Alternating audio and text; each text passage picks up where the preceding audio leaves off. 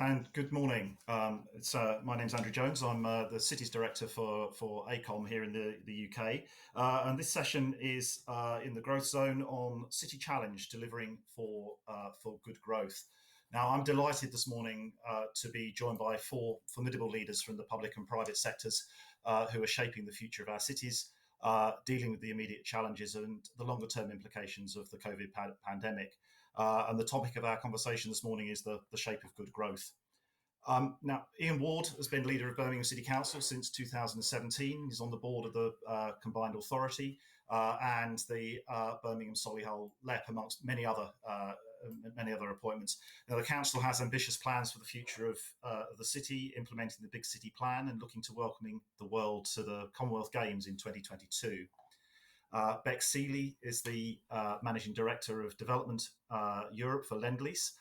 In post since February this year, having previously been the COO and the commercial director there. So Beck took this new role and straight into the biggest shock to the development industry for more than a decade, if not much longer. Now, Lendlease is bringing forward some of the most complex regeneration schemes globally, and in the UK, working in partnership with the public sector at Smithfield in Birmingham and numerous regeneration schemes in the capital. And sticking with the capital, David Lunts is the Executive Director of Housing and Land at the GLA, responsible in the area for many of the functions that Homes England perform elsewhere in our other cities that we're represented today, and focuses on the supply and delivery of affordable housing, but also the broader regeneration challenges, and of course the restart of the capital following the pandemic. He's also the interim CEO of the Old Oakham Park Royal Development Corporation, and which links obviously directly with the High Speed 2 and Crossrail, so linking our cities very much so across the country. We're also going to be joined by David Mellen, leader of Nottingham City Council. Some connection issues with David at the moment, and when he joins us, we'll introduce him as well. So, good morning, panel. Morning.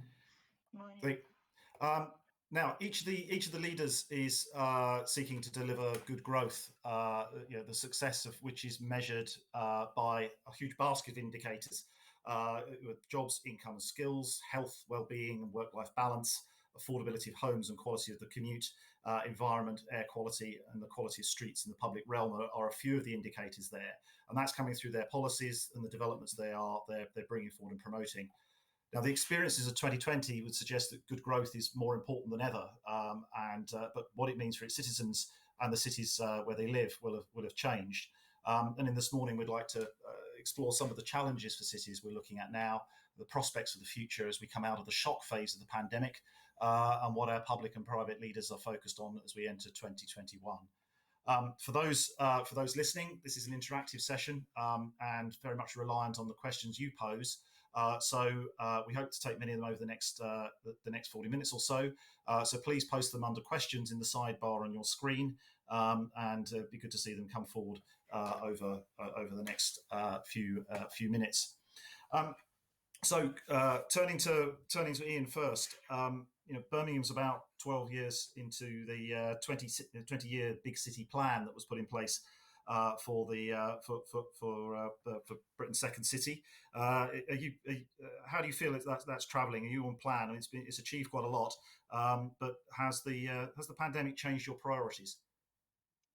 Well, I think first of all, the Big City Plan has stood us in good stead. We've delivered a transformation of Birmingham over the last 12 years, particularly the city centre. We've delivered phase one of Paradise, where we've seen PwC occupy number 1, Chamberlain Square, DLA Piper committed to a lease on 2, Chamberlain Square.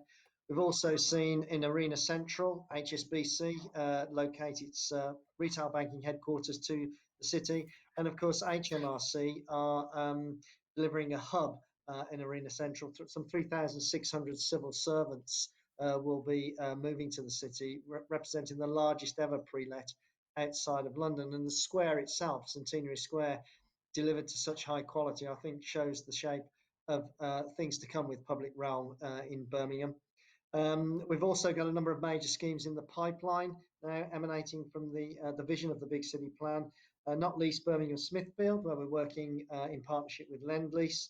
That's one of the largest and most exciting regeneration projects in Europe. Some 3 million square feet of new floor space, 2,000 new homes, and a series of new squares, parks, and gardens.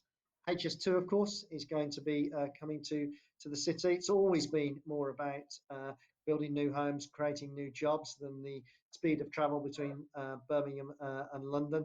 But we know that's now going to be delivered. The Curzon Master Plan will deliver many thousand new homes and new jobs into Birmingham. And the metro extension that will link the Curzon Street HS2 station out to Birmingham Airport and the interchange HS2 station will connect up one of the most deprived of Birmingham's communities with the jobs and opportunities both in the city centre and out at the airport and the new UK Central proposition. And then finally, Digbeth. Digbeth is now moving forward. It's a creative hub within the city centre. It's always struck me as being very, very similar to the Jewellery Quarter in the centre of Birmingham, another unique area of the city centre. The Digbeth Creative Hub includes design, art, tech, innovation, music, and of course, film production. We've set out a long-term vision for that area that's centred around the iconic custard factory. And we're looking to deliver another 2.2 million square feet of commercial space and around 2,000 new homes with additional leisure facilities in that area. So I think the big city plan has delivered for Birmingham in terms of jobs and new opportunities created in new homes. We now need to take stock, I think, and think about what the future of the city needs to look like in the light of the pandemic. We've recently launched a new Birmingham Design Guide, which is out for consultation. We're looking to that to set the new benchmark for the quality of development that we want to see in the city. We want to see development that's people-focused, of the highest design quality, that's climate-proof, energy efficient, and promotes sustainable forms of travel in the future. And we're also looking at what we want the city centre to look like over the next 20 years. So in the new year, we will be launching a replacement for the big city plan, which will be a vision and strategy for the next 20 years, driving city centre growth. And as I've said, that will be launched early next year. And it will be focused on creating a green and livable environment that's much more attractive to families coming to live, work, and spend their leisure time in the city centre. So going forward, I think the pandemic has revealed the scale of the things we need to put right. Many more people in deprived communities are suffering far worse than was previously thought. So we're bringing forward an economic recovery plan for the city that focuses on creating a more inclusive economy, tackling some of those inequalities and injustices that have been highlighted by the crisis, and taking more radical action to achieve a zero carbon and a green and sustainable future for the city of Birmingham.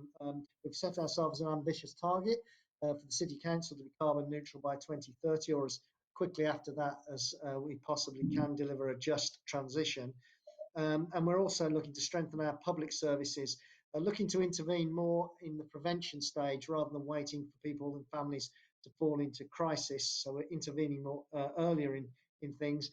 And looking to build on the strength and resilience of communities that's been shown through the pandemic, when we've seen many more people now coming out to support their community and their neighbourhoods. And we want to build on that positive response to the crisis so that we do build a more resilient city in the future, a city that's aimed at being carbon zero and that delivers the jobs and the homes that people will need for the future. Thank you, Ian. Just a couple of follow-ups on that. You mentioned there the focus on some of the deprived communities, particularly as you go east out of the city towards the airport and an interchange, and also the stresses that the citizens of the city have been under during the pandemic. The big city plan focused very much down on the city centre and radiating out from that. And that was probably as a conscious decision at the time when that was the key focus. Do you think that the revision to the big city plan and the vision that you've been talking about there is going to focus more on local communities and what people have found in their local high streets and smaller town centres across the city. Yes, I think the pandemic has revealed through people working at home that there's become more of a focus on local centres. So we've got the East Birmingham strategy that we're taking forward, which is in that deprived part of East Birmingham. The Hodge Hill constituency has the highest levels of unemployment in the city. So we recognise we need to transform the opportunity for those communities out there.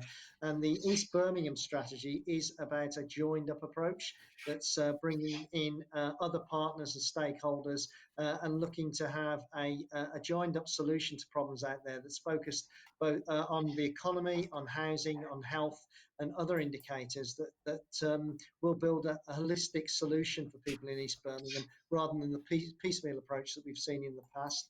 And we also have our urban centre strategy, which focuses on local centres right across Birmingham in order that we can begin to deliver the jobs and the homes in those local centres rather than just having a focus entirely on the city centre. So this is very much about an inclusive economy and an inclusive city going forward, ensuring that everybody in Birmingham has a stake in the future of the city. And the flip side of that is that presumably the city centres, the city centre driven by hospitality and cultural activity, but also that a huge office population that is now sitting in the suburbs is struggling. And what are the thoughts there? Are you reshaping the plans for the city centre, or is the assumption that it will bounce back in a very similar way? Yes, we are. We still see Birmingham as having the strengths we had before we went into this pandemic. We were attracting record levels of investment at that time.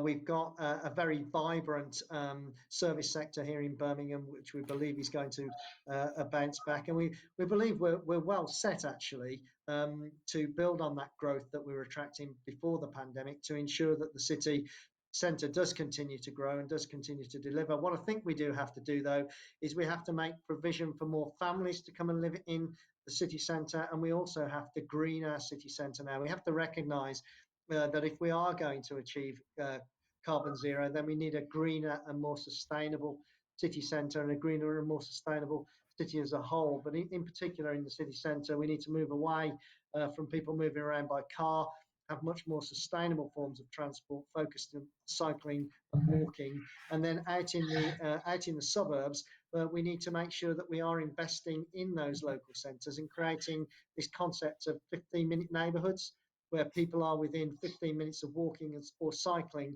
of the things that they need to carry out their daily lives. And if we can do that, then we've got a much better chance of creating a carbon zero city and a more sustainable city for the future. And I think that we all recognise now that if we don't do more in this space, then we are only going to store up more and more problems for future generations. So we really have to recognise that this genuinely is an emergency and move on to do more to deliver a zero carbon economy and clean air and clean environments for people to live, work and play. Sure, that's good. And one of those big investments, of course, is Lendlease's work at Smithfield in partnership with the City Council and Beck. Just listening there to Ian, what do you sense the impacts are coming out of the pandemic? And have you both at Smithfield and elsewhere, have you seen a shift in the priorities of your public sector partners? So yes to both, I think, probably. So I think, Andrew, probably the biggest thing from a development perspective, the impact of the pandemic is that it's really difficult for everyone to make decisions. And so in the absence of kind of, any degree of perfect information, sometimes any information, kind of the challenge is to just make a decision at all.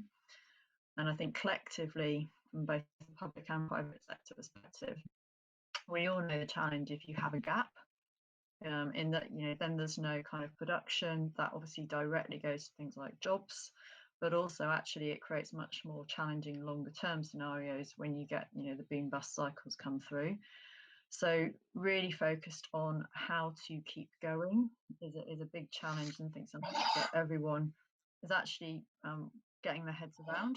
And we're seeing a lot of pragmatism from all of our partners, actually, both public and private sector, around how do you break things up into different patterns, how do you start in different places, and how do you work schemes and places in maybe a different approach to what you might have historically. And also, how do you maybe get surety on a smaller piece and get going, and then actually collectively work it out as you're moving through schemes. So actually keeping going will, I think, ensure that we keep the momentum, we keep the economic balance in perspective, but also, as Ian said, we can't just sort of sit back and not have momentum and not do something for the communities that desperately need help and investment. So we are seeing that attitude of pragmatism, I think, towards that come through. And I think that is crossing political divides and community divides as well. It's never easy, but I think the pandemic really focuses on what's important.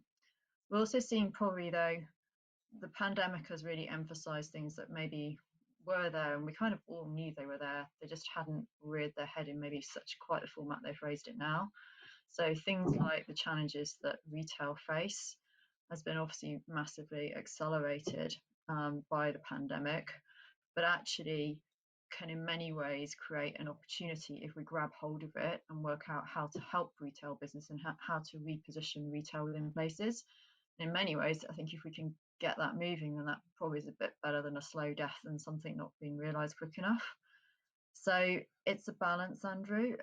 There's some big challenges, I think, without, it's fairly obvious, but if we can all focus on keeping momentum and being flexible around that, then I think there's a lot of opportunity for the future.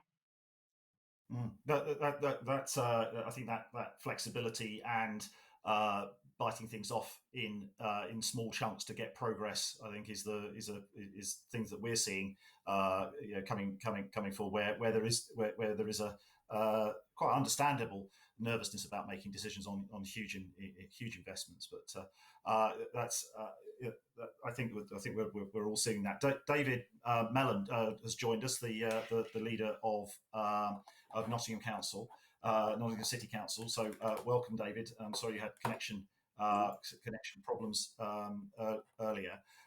Just a little introduction for David, leader of the council since middle of last year, and it's been a bit of a baptism of fire for you in that role, but former head teacher, also holds the portfolio for regeneration schools and communication. So the future of the city is very, very much at the heart of his priorities.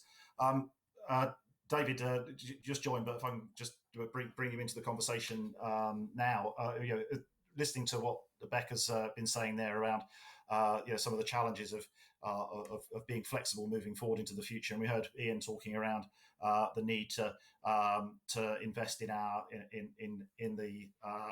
the town centres and high streets and local communities. Are you seeing that also in Nottingham? Absolutely.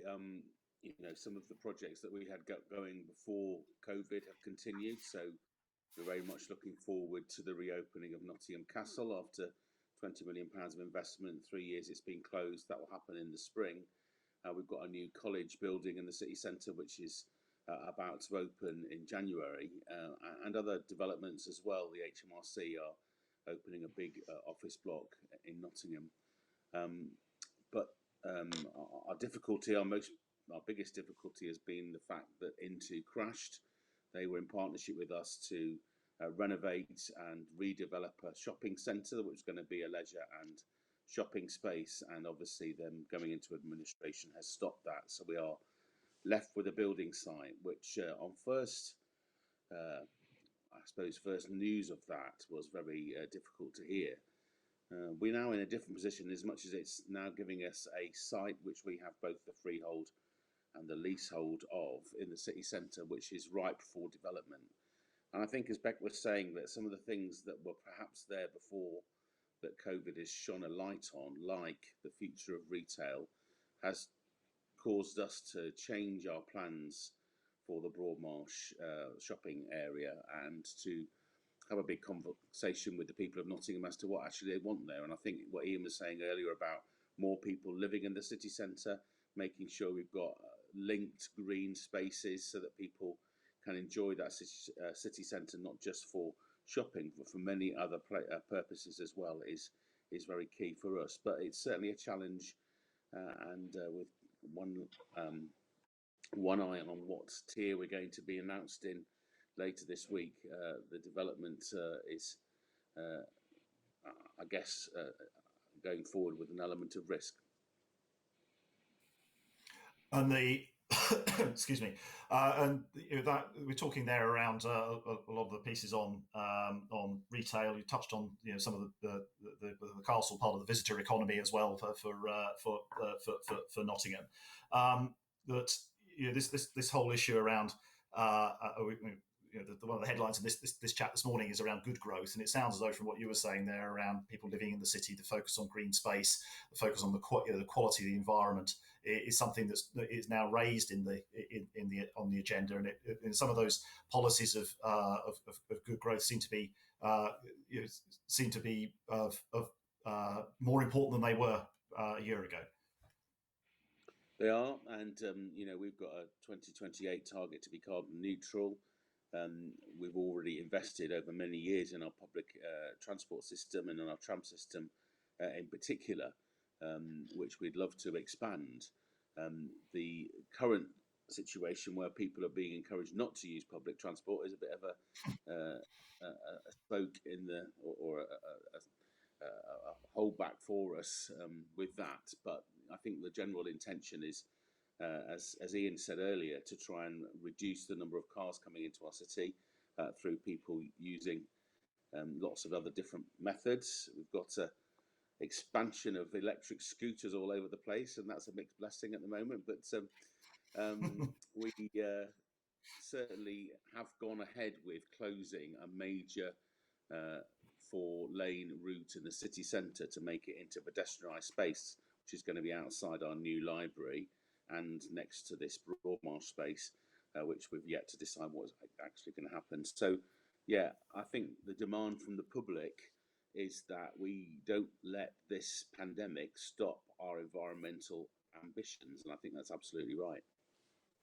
Yeah. No. Okay. Thank you. And just to those listening, do put your questions in the chat if you want to raise them with the panel. Some of those issues, David Lunts, are writ large for London. The Sadiq Khan had good growth as underpinning his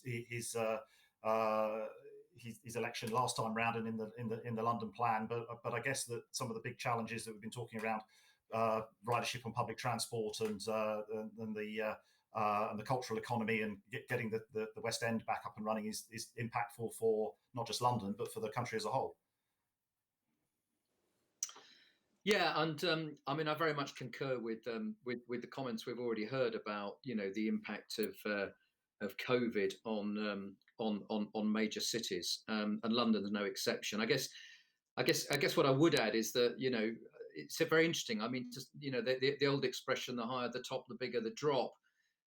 It's interesting that London, in some respects, has suffered more dramatically, even though it's been the most buoyant part of the urban economy for the UK for so long. But since the pandemic, we've seen a steeper increase in unemployment, a larger fall in employee numbers, and a higher reduction in job postings than the rest of the country. And I think that's an indication, really, of how the shock has really impacted London quite badly.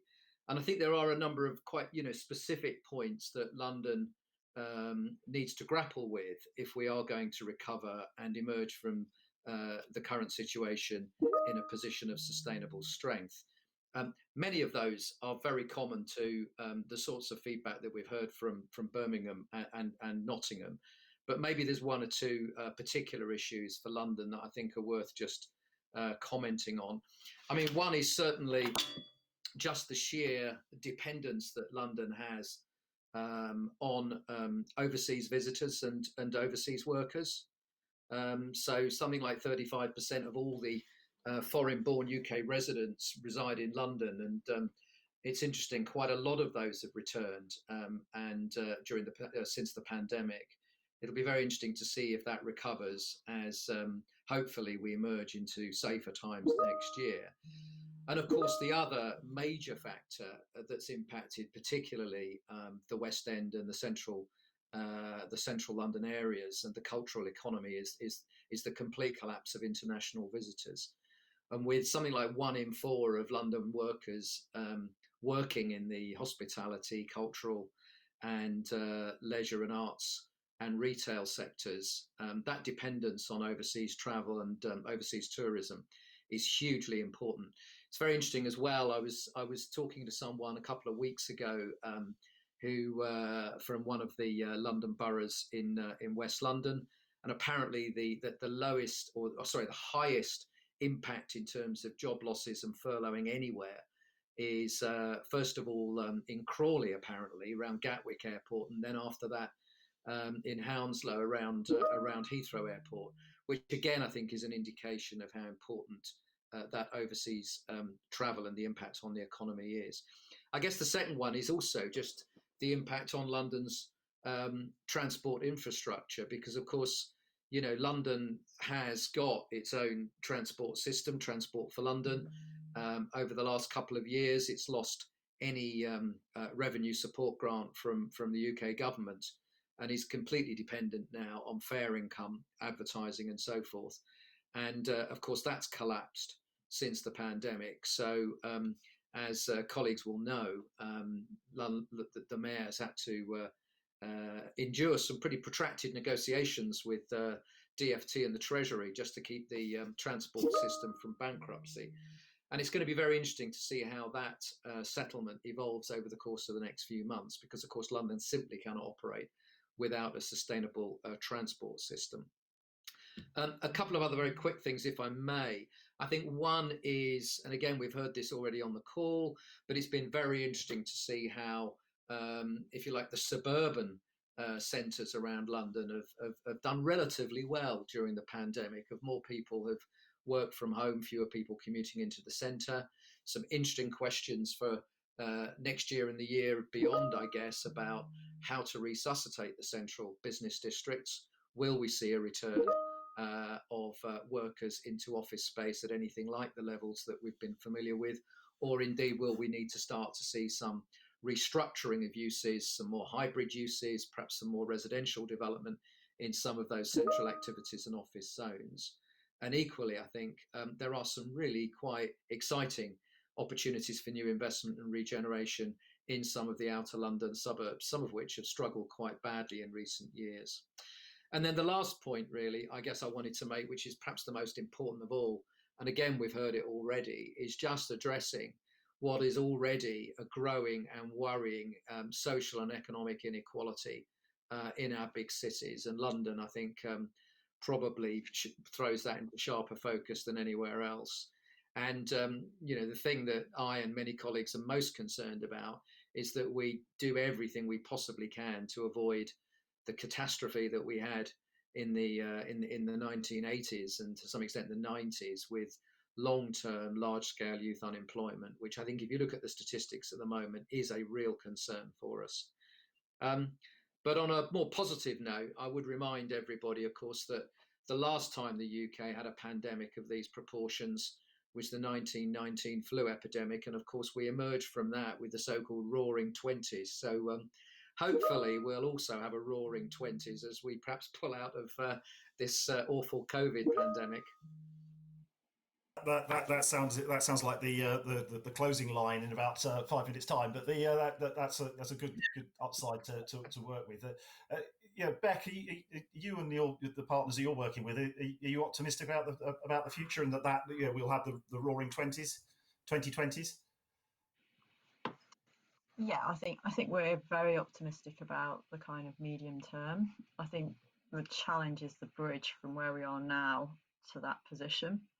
And I think David and the others have highlighted it. Once you start sinking into things like long-term youth unemployment and some of these big kind of economic trends, it's very difficult to turn. And that's where I come back to my point earlier around, if we can do everything we can to avoid going there too much and try and ride it through, then actually those roaring 20s that hopefully will come, I think, come quicker and they'll be better. And then the other piece that I think to be successful, we've kind of got to focus on is around skills, because everything really starts with someone having a skill that they can have a job, that they can then have a career, and they can have, money, housing, all those things that come off the back of that. And what I think from a position around, probably purely selfishly, really, the property industry, the built environment, all those things, actually does a really good job at investing in skills. And that's, very much a focus on trying to make sure all of that investment holds up and more, because, there's stats around this week, there's stats probably every week actually around things like apprenticeships, all of these things starting to, disappear very rapidly. And so it's that kind of trying to push with what we do to make sure that we're actually addressing that broader skills and learning environment that will then equip, particularly, David said that younger generation. Birmingham, it's the youngest city in Europe, I think, Ian, still, isn't it? It's way ahead on that factor, making sure that people have that future and that hope and that incentive. Because a lot of it, we know, is psychological as well.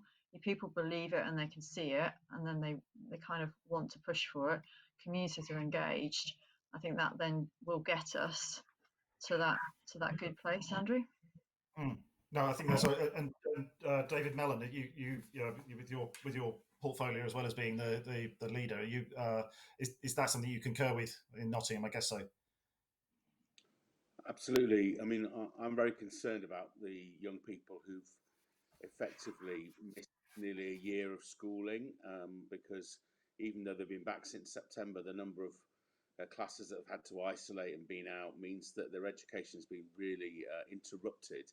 And if next year we just expect things to carry on as they were before, with the exams coming through in the same way, then I think that would maybe do that generation of young people a disservice. We need to help them to be able to acquire the skills to go for those jobs, which will be fewer in number. And so although we're really pleased that our college campus is now opening in the city centre, we need to make sure that those who are slightly behind college age in schools are not going to be disadvantaged for their whole life because of what's happened in 2020. So skills is absolutely vital. I too feel optimistic about the growth that there could be in next year as we come out of this, but that growth has got to take everybody along with it. We've got very high levels of deprivation and poverty in Nottingham, and we don't want to see those communities that are particularly badly hit by that sort of doubly hit by the emerging out of COVID and the things that they might feel that have passed them by. And that I suppose that takes us to another point where that we're expecting a announcement from the Chancellor tomorrow on the spending review. That may only be a short-term piece rather than the longer-term one that we were hoping for, probably in January. But the levelling up agenda, making sure that everybody has opportunity to benefit from this, is worth probably just touching on that in terms of growth in your cities, because so many of the longer term opportunities that you're all involved in are dependent upon whether it's infrastructure or support to just unlock that long term potential. Ian, what are you looking for tomorrow in that statement?